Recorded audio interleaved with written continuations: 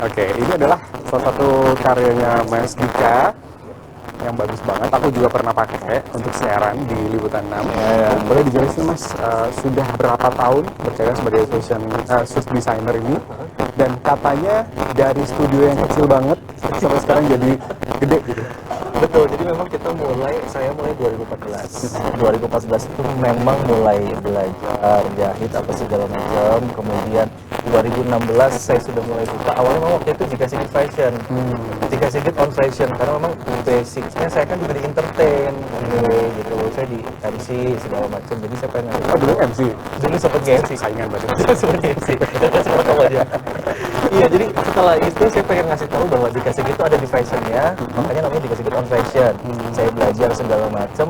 Nah kebetulan jas ini saya mulai 2018. Oke. Jadi 2014 belajar kan dulu kita belajar semuanya ya, ada gaun, ada kemeja, kebaya segala macam saya dulu sempat pegang gitu. Cuma akhirnya 2018 saya benar-benar oke deh, saya ambil jas karena saya ngeliat pasarnya lebih oke, dan teman-teman yang di gaun tuh ini udah banyak banget gitu. Dan kalau penyewaan jas itu Ya. agak jarang ya. Betul. Terus kemudian ya pemain jas tuh kayaknya belum sebanyak gaun ya kayaknya. Gitu. Nah, apa sih yang membuat akhirnya ini jadi titik baliknya Mas Dika gitu? Akhirnya bisa dikenal sama artis-artis, dipakai sama artis-artis gitu. Banyak sekali kan? Oke, jadi awalnya memang pada saat saya belajar sama desainer juga.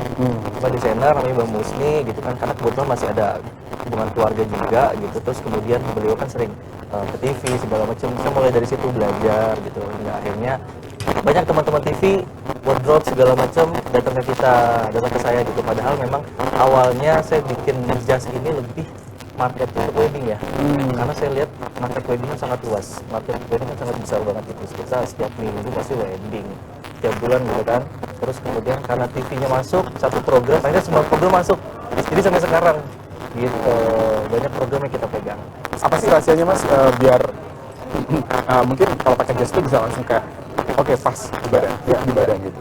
Rahasianya kalau jas memang saya selalu saranin, karena banyak orang beranggapan bahwa kalau jas itu beli jadi, beli yang ada gitu kan. Sebenarnya itu salah.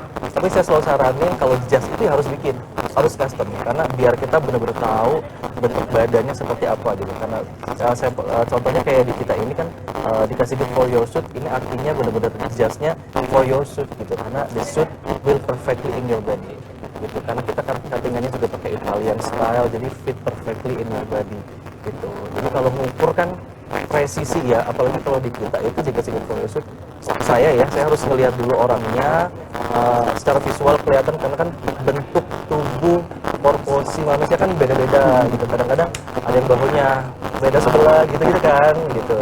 Itu yang harus dilihat, makanya saya selalu bikin selalu custom. Oke. Mas Dika, kita akan ngobrol lagi, tapi sebelumnya, dan tayang ini bisa Anda saksikan di kanal YouTube Liputan Indonesia TV. Kita kembali ke Mas Dika lagi. Tadi kita ngomongin soal inspirasi dalam membuka sebuah usaha begitu Mas ya. Mas Dika, awalnya aku harus buka usaha nih, itu apa gitu?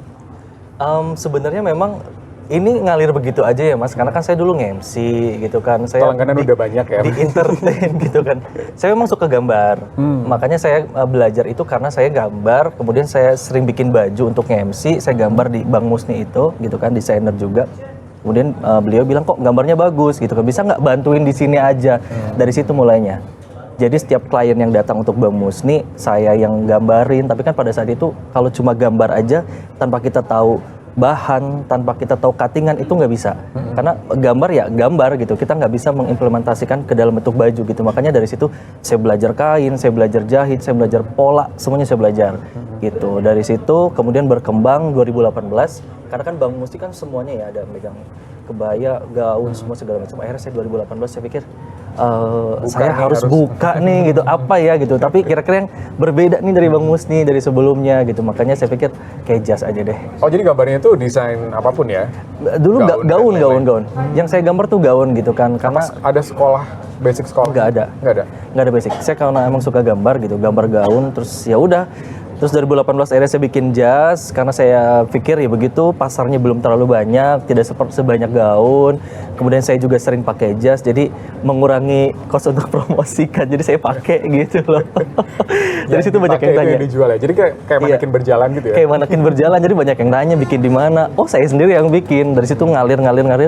Ya kalau kamu lihat kan ada satu artikel berita di feed Instagram saya kan itu benar-benar saya dari kamar kos kecil. Beneran dari kamar kos? Dari kamar kos kecil yang ya saya benar-benar belajar dulu satu jas, saya buat, oh ini oke, kemudian bikin satu lagi gitu-gitu.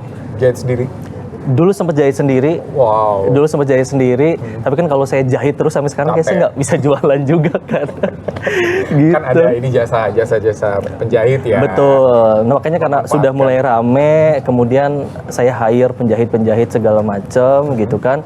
Ya sampai sekarang di butik saya hampir ada 2.000 jas. 2.000 jas? 2.000 aku jas. akan pinjam di sana. Boleh. Kalau untuk MC dan siaran ya. Iya. Tapi Mas kalau dari model ini kan berarti dari tahun ke tahun kalau jas itu nggak terlalu berubah signifikan ya? Betul. Atau berubah?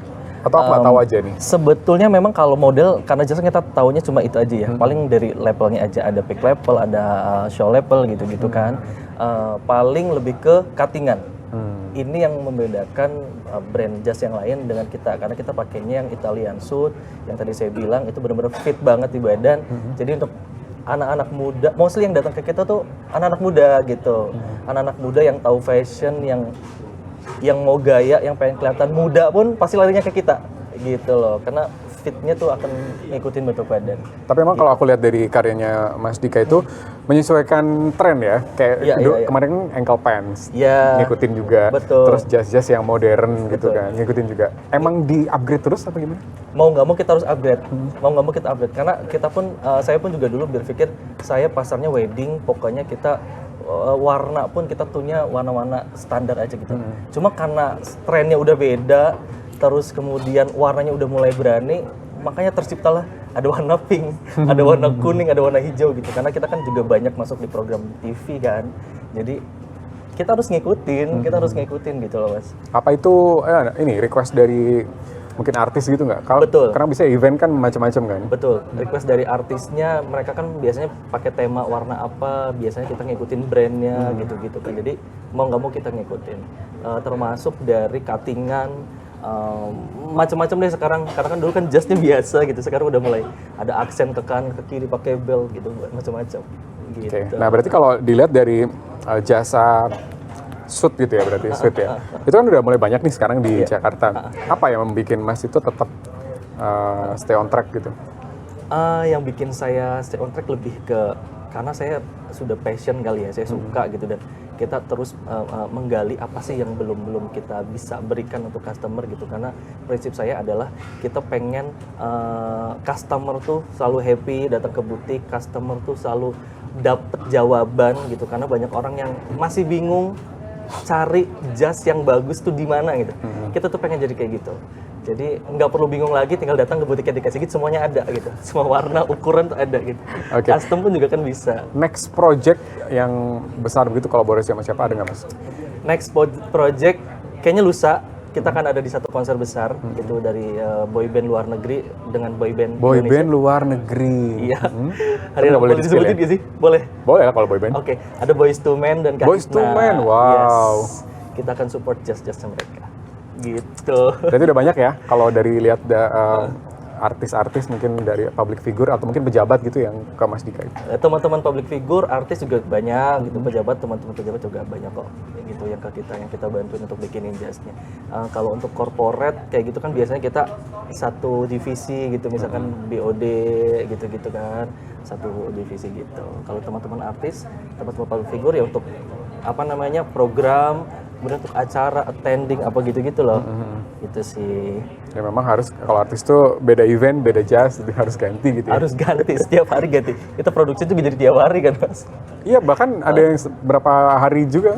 Iya, kita produksinya ngebut banget. Tapi jangan di-spill di sini, nanti semua orang datangnya 3 hari. Jangan gitu. Biar makin laris Mas. Terakhir Mas, apa yang bisa Mas sampaikan mungkin untuk para desainer-desainer muda yang saat ini sedang sekolah, mau fashion atau kuliah gitu, banyak pasti kan yang ingin bikin butik sendiri, bikin karya sendiri. Apa yang harus dilakukan oleh para pemula ini menurut Mas Dika? Kalau dari saya sih memang jangan pernah berhenti untuk bermimpi. As long kita mimpinya kuat gitu kan. Jadi kalaupun merasa takut gagal, takut itu hal yang wajar. Kita sebagai manusia pasti ada rasa takut kayak gitu. Tapi kalau bagi saya, kalau misalkan mimpinya besar, belief-nya juga besar, itu pasti akan kecapai gitu. Dan satu lagi, selagi kita mengerjakannya dengan baik, mengerjakannya dengan benar, tidak merugikan orang lain, tidak menjelek-jelekan orang lain yang sebagainya kayak gitu, hasilnya juga pasti baik. Selagi kita mengerjakan dengan baik, hasilnya pasti baik. Dan aku sih yakin itu. Itu adalah kuncinya, teman-teman. Oke, Mas Dika, terima kasih banyak. Ditunggu karya-karya hebatnya lagi dan kolaborasi bersama Liputan MSCTV tentunya ya. Terima kasih sudah mengundang saya.